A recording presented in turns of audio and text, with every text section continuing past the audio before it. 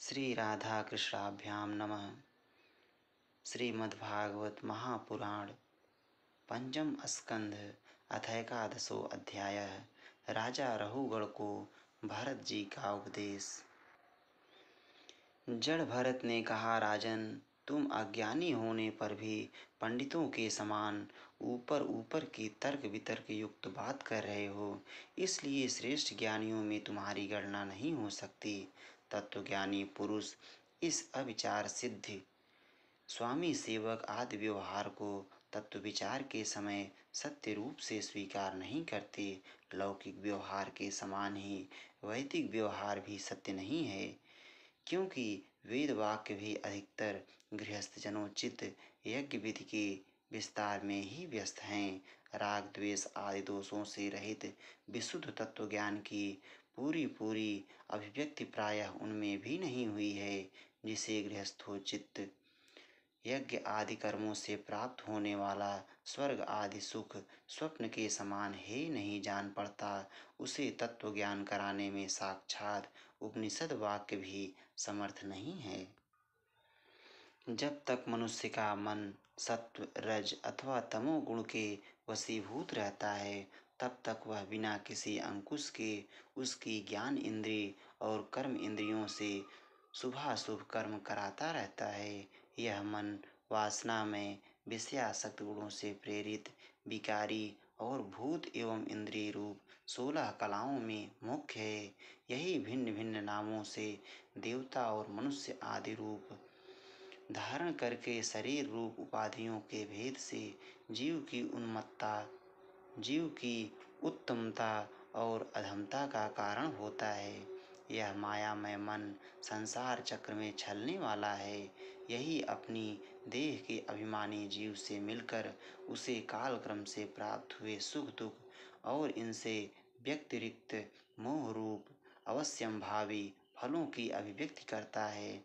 जब तक यह मन रहता है, तभी तक जागृत और स्वप्नावस्था का व्यवहार प्रकाशित होकर जीव का दृश्य बनता है। इसलिए पंडित जन मन को ही त्रिगुणमय अधम संसार का और गुणातीत परमोत्कृष्ट मोक्ष पद का कारण बताते हैं।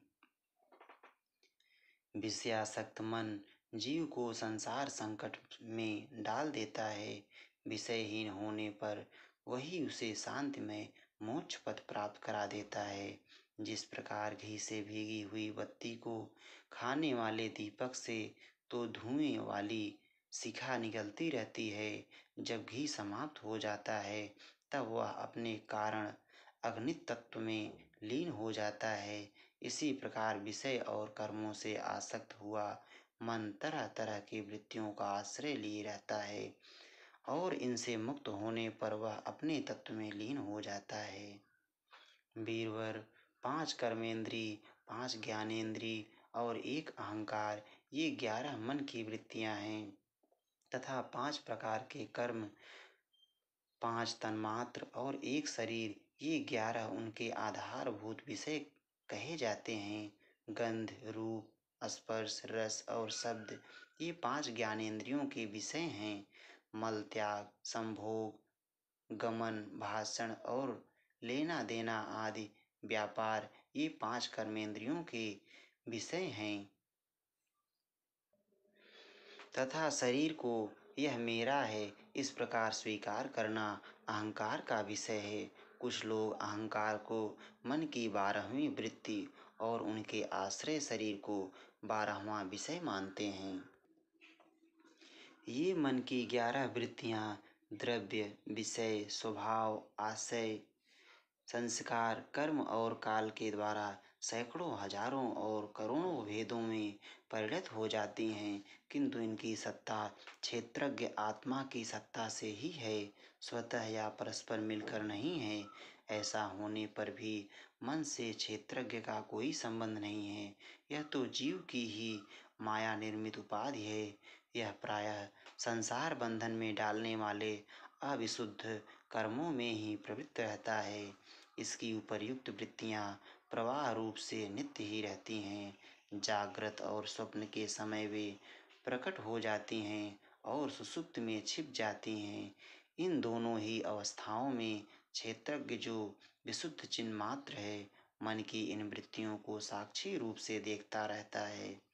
यह क्षेत्रज्ञ परमात्मा सर्वव्यापक, जगत का आदि कारण, परिपूर्ण, अपरोक्ष, स्वयं प्रकाश, अजन्मा, ब्रह्म आदि का भी नियंता और अपने अधीन रहने वाली माया के द्वारा सबके अंतःकरणों में रहकर जीवों को प्रेरित करने वाला समस्त भूतों का आश्रय भगवान वासुदेव है। जिस प्रकार वायु संपूर्ण स्थावर जंगम प्राणियों में प्राण रूप से प्रविष्ट होकर उन्हें प्रेरित करती है, उसी प्रकार वह परमेश्वर भगवान वासुदेव सर्वसाक्षी आत्मस्वरूप से इस संपूर्ण प्रपंच में ओतप्रोत है। राजन, जब तक मनुष्य ज्ञानोदय के द्वारा इस माया का तिरस्कार कर सबकी आसक्ति छोड़कर तथा काम क्रोध आदि 6 शत्रुओं को जीतकर आत्म तत्व को नहीं जान लेता और जब तक वह आत्मा के उपाधि रूप मन को संसार दुख का क्षेत्र नहीं समझता, तब तक वह इस लोक में यूं ही भटकता रहता है, क्योंकि यह चित्त उसके शोक, मोह, रोग, राग, लोभ और बैर आदि के संस्कार तथा ममता की वृद्धि करता रहता है। यह मन ही तुम्हारा बड़ा बलवान शत्रु है। तुम्हारे उपेक्षा करने से इसकी शक्ति और भी बढ़ गई है। यह यद्यपि स्वयं तो सर्वथा मिथ्या है, तथापि इसने तुम्हारे आत्मस्वरूप को आच्छादित कर रखा है। इसलिए तुम सावधान होकर श्री गुरु और हरि के चरणों की उपासना के अस्त्र से इसे मार डालो।